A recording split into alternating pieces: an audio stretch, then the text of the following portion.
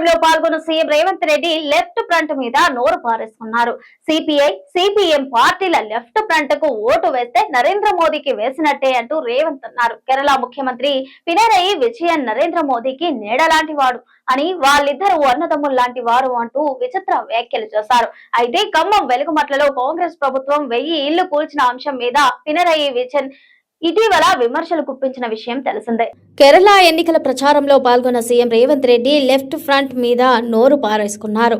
CPI, CPM పార్టీల left front కు vote వేస్తే నరేంద్ర మోదీకి వేసినట్టే అంటూ రేవంత్ అన్నారు. కేరళ ముఖ్యమంత్రి పినరయి విజయన్ నరేంద్ర మోదీకి నీడలాంటి వాడు అని, వాళ్ళిద్దరూ అన్నదమ్ముల లాంటి వారని విచిత్ర వ్యాఖ్యలు చేశారు. అయితే ఖమ్మం వెలుగుమట్లలో కాంగ్రెస్ ప్రభుత్వం 1000 ఇళ్లు కూల్చిన అంశం మీద పినరయి విజయన్ ఇటీవల విమర్శలు గుప్పించిన విషయం తెలిసిందే. దీంతో కక్ష పెంచుకున్న రేవంత్ రెడ్డి 2 రోజుల కేరళ ప్రచారంలో భాగంగా ఇవాళ సిపిఐ, సిపిఎం లెఫ్ట్ ఫ్రంట్ ను టార్గెట్ చేసి మాట్లాడాడు. సిపిఐతో తెలంగాణలో పొత్తు పెట్టుకుని ప్రభుత్వం నడుపుతున్నామన్న విషయం మర్చిపోయినట్లు నటిస్తున్న రేవంత్ రెడ్డి తీరు చూసి రాజకీయాల్లో విస్మయం వ్యక్తమవుతోంది.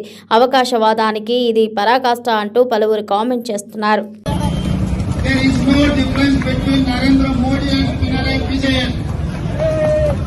So Kerala people are intelligent people. Kerala people are educated people. They have never allowed communal people into Kerala. They have marginalized communalists. They have marginalized RSS and BJP forces.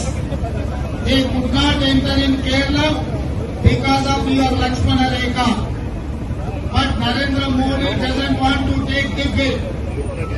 He wanted to come, he wanted to kidnap your Kerala future through Pinarayi Vijayan. He is trying to kidnap your youngsters' future. He is trying to kidnap everything from Kerala through Pinarayi Vijayan.